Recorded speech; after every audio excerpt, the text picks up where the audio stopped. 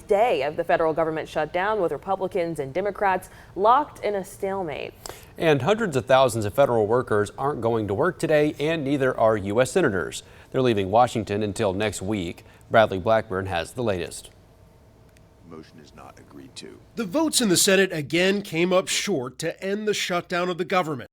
But as senators take a break, the harvest continues in Iowa, where farmers say delays to federal aid and tariffs are taking a toll. But when you start to stack all of those things together, you're really coming up against some real pressures that make it very difficult for families. I blame the Democrats. They ought to call their local Democrat representative. At the White House, President Trump threatened to cut unspecified programs if the shutdown continues. But both sides are dug in. Democrats want extensions of health care subsidies set to expire within months. Breast cancer survivor Lori Hunt says those subsidies are keeping her afloat. I couldn't afford it. I'd have to cancel my insurance. It's estimated 3.8 million Americans won't be able to afford insurance without the tax credit, including 2 million by next year. We're dealing with a Republican-created health care crisis. For now, food banks around the country are bracing for higher demand from hundreds of thousands of federal workers who could be going without pay.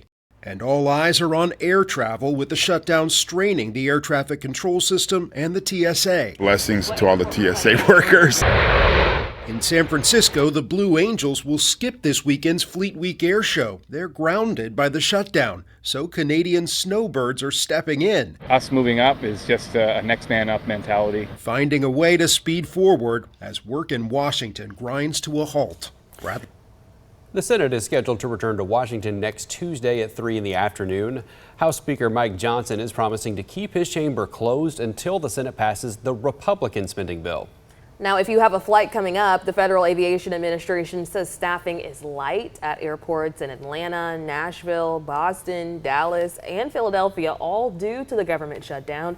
Here in Macon, the Middle Georgia Regional Airport says it's business as usual, though. They say TSA and air traffic control workers are still on duty. Meanwhile, federal subsidies for Macon services are currently on hold. But for now, Contour will continue flying in and out of Macon.